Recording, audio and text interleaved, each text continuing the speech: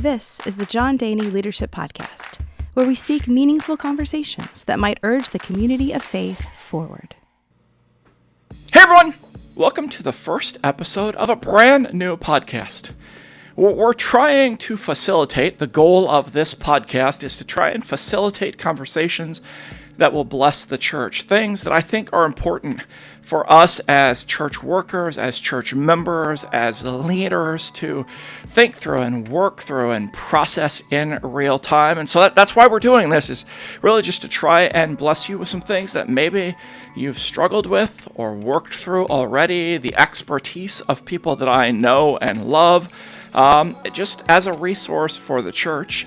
That's the goal. So today, we're jumping in episode 1 with, we're jumping into a conversation about not only the transition from kind of secular work to vocational church work, but really dialing it into the question, how do you worship as a worship leader? Or how do you worship as a pastor? Or how do you worship as a behind-the-scenes church worker?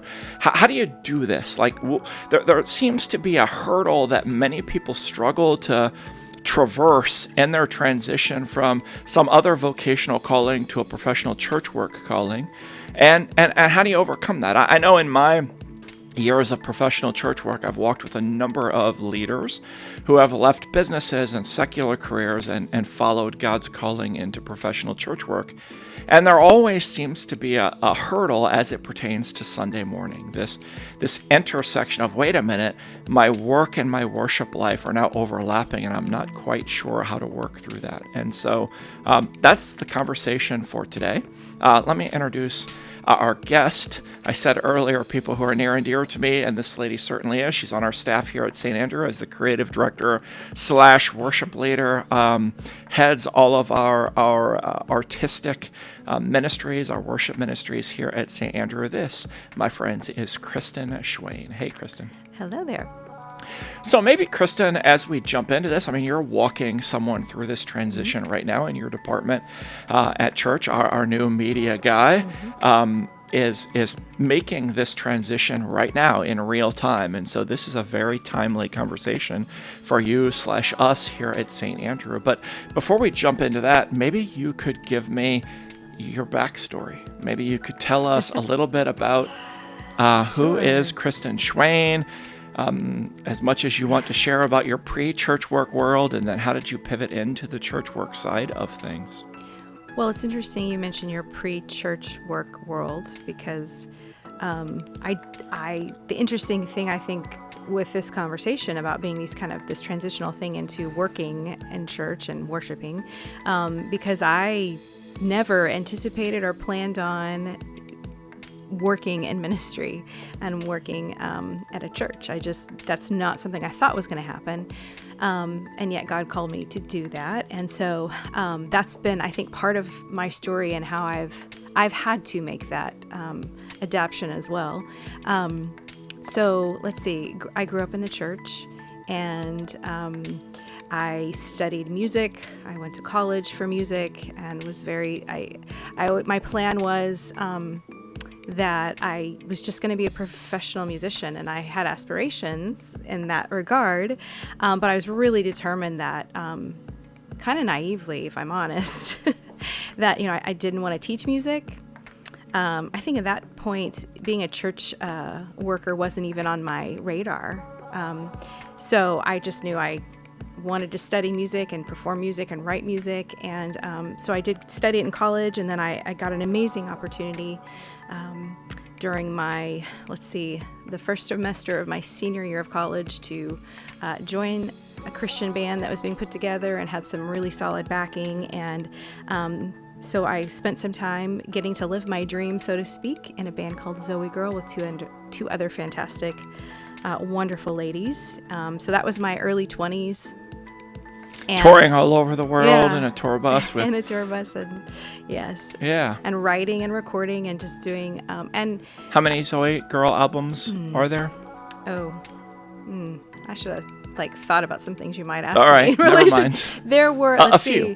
There were a few. There were I think 4 So I got to go by color. Purple, red. Studio albums. Yes, 4 studio albums and lots of compilations. We did some other one-off songs for different things as well. So And then as that group we were getting older, we were all married, looking at starting families, wanting to kind of lay that down for a while, or potentially permanently. But as we did that, and I relocated back to where I was born and raised, which is near here, to start a family, we got off the road, and I kind of found myself in a situation of, what's next? I had some plans, but God provided a means for me to work for a church and to do music, to revitalize their contemporary service at the time. All of these things, it was really scary for me because I grew up in the church. I now had all of these years of writing, recording, and traveling and touring and performing. And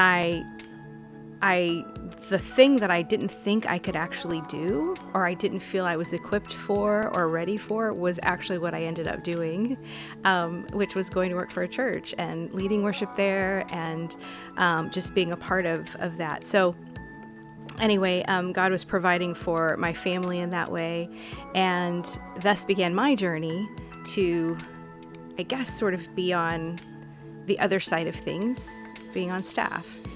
So how many years were you at that congregation before you came to your current position? 8 years. 8 years there, and you've been here 8 or 9? 9.5. 9.5. Almost 9.5, almost. Wow. Right. So 10 years in September, actually. So. Wow. All right.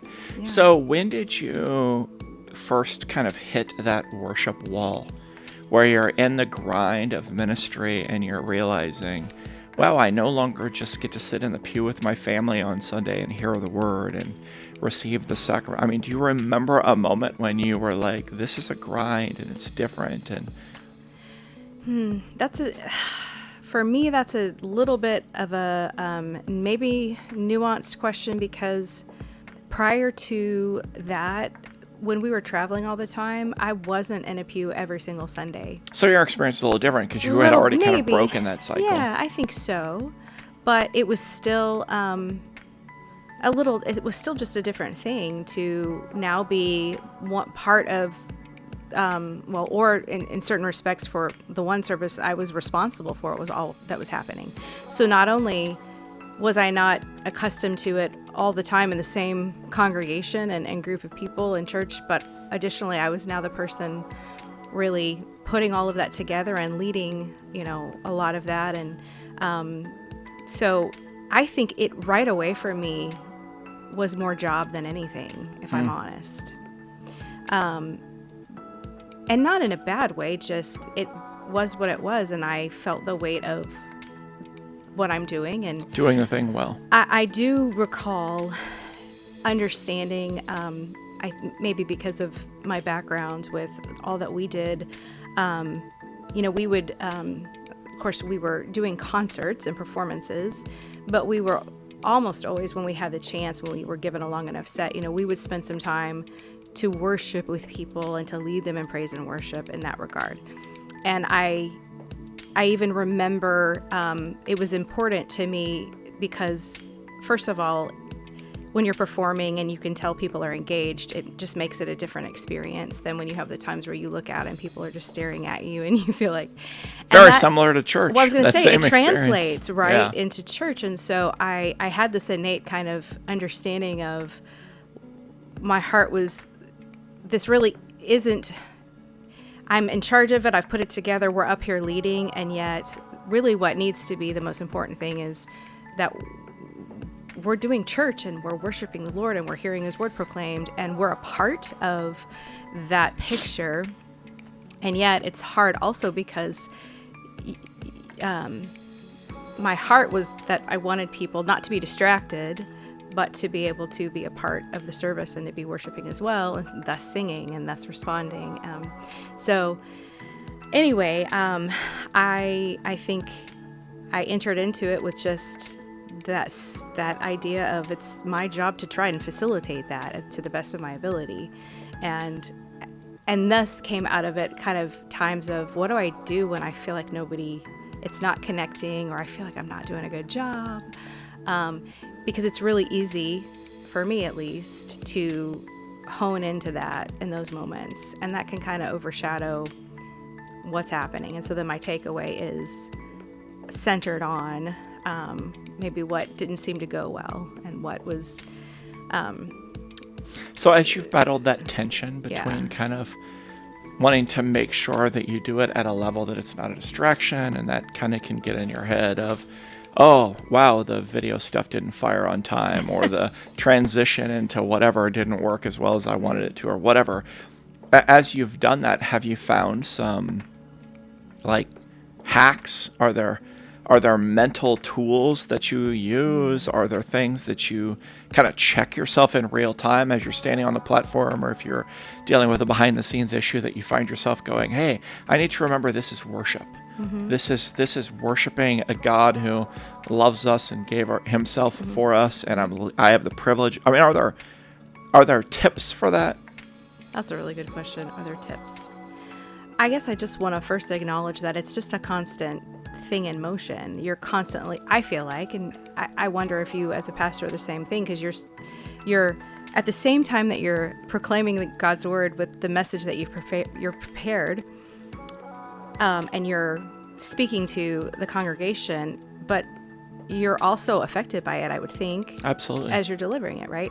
So similarly, yes, simultaneously, I'm in the back of my mind is all of the things that are happening with the words that are being projected, what the band is doing, or what how that's going. But at the same time, it's a constant back and forth. I do try to make an effort to look around at the congregation and notice them, in the sense that, which again makes it sometimes hard if sort of it's one of those Sundays where it just seems like everybody just, I don't know, they seem really, maybe they'd rather be somewhere else. But moments. The Sunday after Easter, for example, like the big downer that is the Sunday after Easter. One of the things that helps, though, is I try to make it maybe it's a muscle memory thing to notice, like when they're singing along and when they're really singing robustly, that's like an instant just, I almost don't remember what's happening other than, you just join them. It's what a beautiful moment. Yeah. And those, I really appreciate those times. That just happened on Sunday. I had kind of some moments of just almost goosebumps, because I could sense, I could see and hear a little bit that they were really just singing, and that, I guess, made me happy to maybe know that, okay, this is happening, and they're engaged. Again, it's not about me, but it's really nice in those moments to feel that sense of really being a part, and not so much just worrying about what's happening, but just enjoying the worship in that moment. Yeah, it's easier to tolerate the flubs when everyone's jamming anyway, and it doesn't even cause a road bump. Yeah, we're blessed in this congregation to have a very singing congregation. Yeah. It hasn't always been. Yeah. And actually, I attribute some credit to that to you and what you've done in our worship ministries of really helping our people feel comfortable singing. We've taught on it. We've talked about it a ton, and it's kind of become part of the culture of our church. But it certainly does, in a sense, I think it makes it easier to worship. Mm-hmm. But you still have that blockage of, but I got to do this thing. Mm-hmm. You mentioned it might be similar as a pastor. In my early years of ministry, I don't do it as much anymore. Maybe I should, but in my early years, I would sit down every Monday morning. That was back in the cassette days. That tells you how old I am. Sorry, but when we recorded our services on cassette tape, and I would sit down every single Monday morning and I would listen to my sermon back. I was listening, how do I get better? But what I realized over the years was that was kind of the bookend of God speaking to me. So God would speak to me through the word as I would prepare, but then that proclamation was me hearing myself preaching on the back end, which is super weird. But a number of times in that sequence, I found myself going, oh, wow, that was a good point he just made. Like thinking of myself as though I wasn't me. Weren't you? Yeah. Does that make sense? Sure. And I wonder if worship leading for you is kind of a similar thing, or if, you're watching, listening to this, and you're thinking, yeah, but I'm an usher, and so I'm distracted, or I'm part of the media team, and I'm distracted, or I'm part of whatever, right? Whatever service organization that has a way of getting in the way of your worship. Mm-hmm. I'm wondering if there's kind of a similar thing that we can do. Mm-hmm. Like, in light of the media era, could I sit down? Our congregation live streams, records, and has available full services as well as just sermons after the fact. Like, is that my worship time? Or is it just, if I'm part of the band or I'm part of, flipping slides in the back, can I condition myself to say, I'm going to worship as I'm changing, lyric graphics, or I'm going to worship as I'm sitting there with headphones on, mastering sound, or whatever. I'm just wondering if there's a similar process of checking yourself in real time, complemented by maybe for me, worship is now after the fact, right? That kind of tandem approach. I also think maybe just reminding yourself that God is still doing what he does. So if I'm having those moments because something went wrong, God is still at work, and he's still, whether, yes, it's distracting, but I think it's good to remember that I don't know everything that's happening in everybody's lives, but I can trust that we're there together, we're gathered as the church, we're lifting his name, we're praying, the word's being proclaimed. He is meeting us here and doing what he does. And so I think there's something to be said for maybe trying to remember that too. If you're feeling hard on yourself, or you're feeling frustrated. I also think that, just with time, I guess I feel like it's gotten easier, for me to, now having done this for the time I have, to sort of relax a little bit in some ways. Now, there's plenty of times that I'm not super relaxed, like Christmas Eve and, but I think some of that comes with just time, and you sort of learn how to acclimate to those moments being, when you're also, I guess, more engaged as the worshiper, not necessarily the person holding all of that or worrying about it all. And you just kind of have to learn to float back and forth a little bit. And because for me, I do think it ebbs and flows, and then sort of just trust that, okay, but church is still happening, worship is still happening, and God is still he's still good and faithful and doing what he's doing. And it really doesn't hinge on entirely, we don't want there to be a lot of distractions, but sometimes those things happen, and he's bigger than that. Yeah, I think that's a really healthy reminder. I don't know that a lot of people in the transition necessarily, I mean, in a specific way, your area, for instance, might lend itself, or transitioning into pastoral ministry, might lend itself to being more kind of critical of, I messed that up.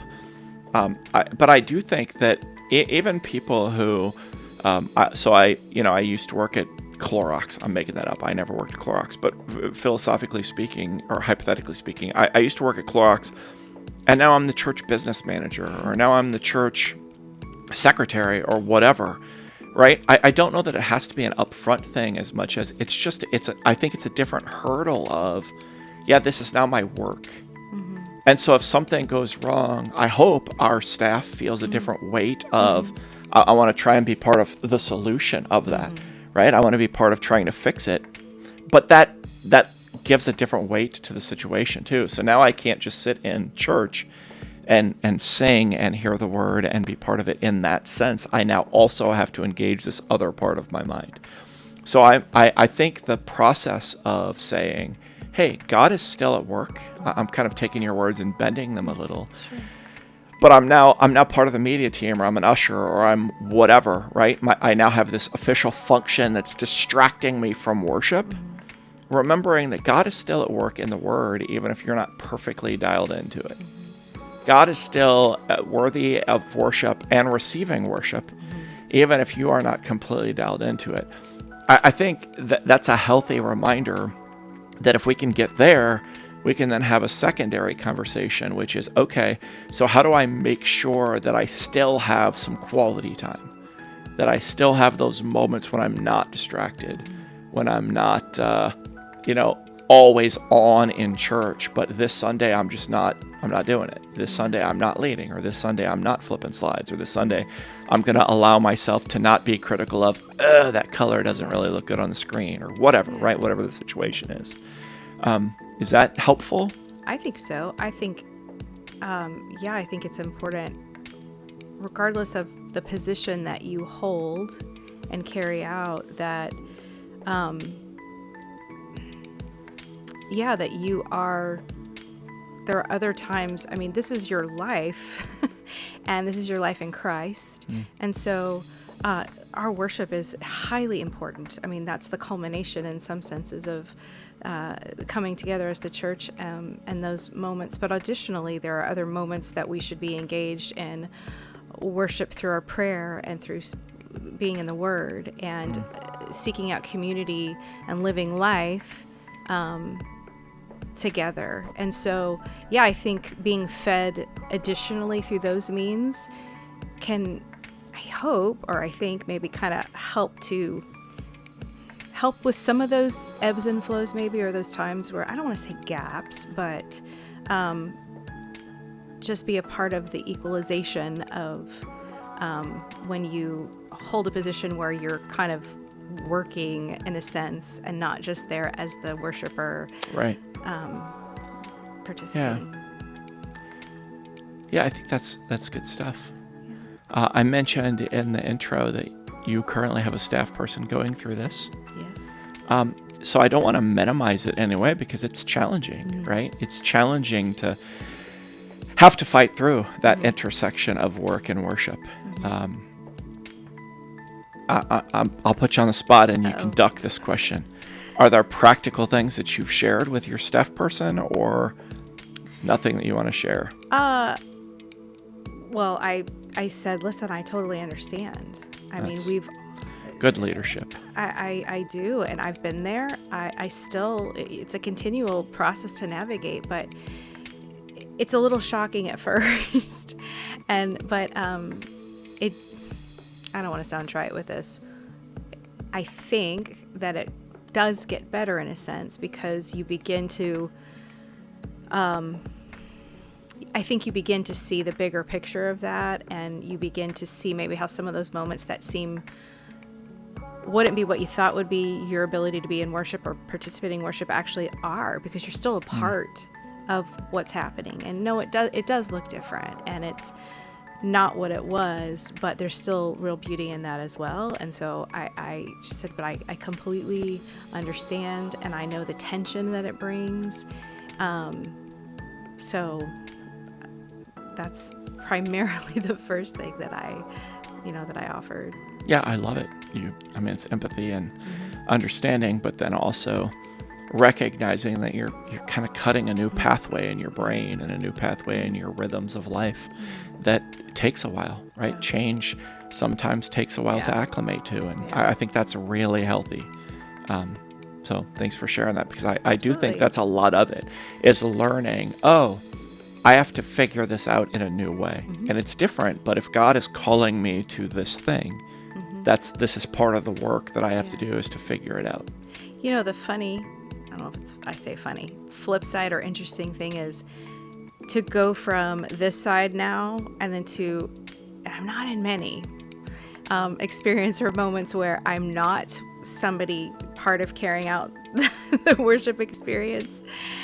It's hard at that point almost to be in that role and not be thinking about, I don't know, the things that are happening around you, No, I'm with you. I was at a men's retreat a couple of weeks ago, and I had nothing to do with it. I was just there 100% as a participant. Now I ended up getting sucked into some moments of prayer and some other stuff because they found out I was a pastor. But generally speaking, it was such a weird place to be, of like, the media's not working. Numerous times, it's a retreat situation. Numerous times the media wasn't working. And I was like, yep, that's, my initial gut was like, jump up and fix it. And then it was like, fix it? You don't know this system. Like, this isn't yours. And it was such a weird thing to then be called back to just, you know what, media or not, I'm going to worship. Yeah. And I do actually think some of those moments for us as church workers are important. They're rare, but they're important to say, hold on, that's right. This isn't about flawless execution of details. It's about a God who is flawless. And it's about a God who's deserving of our praise, whether the band misses the bridge or whether the media doesn't work or whether the screen falls down or whatever, right? That the reality is God is a God worthy of worship. And so I think for me, some of those resets of like, oh yeah, so I can worship him even in the midst of my own angst of, but this isn't going well and I need to fix it. Yeah. That sometimes I think in real time, that breath of, that's right, God is still good. I mean, there's no Sunday goes by that I don't mess something up. Sometimes monumental and sometimes relatively insignificant, but God's not worthy of my praise because I'm perfect in exalting him. He's worthy of my praise because he's worthy of my praise. Yeah. And I think that's healthy. I think additionally, as we've been talking, when the congregation, seeing that play out and seeing people worship, as I mentioned earlier about hearing them sing, but that in itself, I think also is something that encourages me and almost helps me in the midst of that to be worshiping too. I don't know. So when you mentioned what do you try to do, I guess I'm honing it in my mind. I think I focus a lot